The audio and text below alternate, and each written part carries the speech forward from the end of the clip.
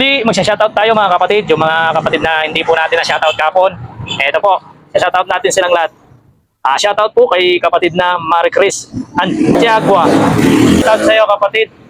Shoutout din kay kapatid na Divina Valencia Ormacido. Shoutout din kay kapatid na Luna Ballesteros, lokal ng Kapitolyo, distrito ng QC.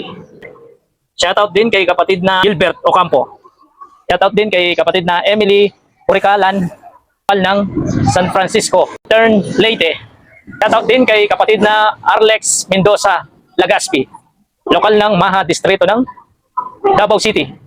Shoutout din kay kapatid na Merly Tabaran sa Batak, lokal ng Kanahan distrito ng Surigao del Norte.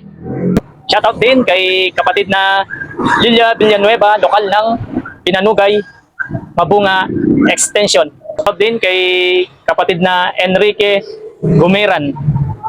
Shoutout din kay kapatid na Rosita Lulu Aquino, lokal ng San Antonio, distrito ng Santa Cruz, Laguna.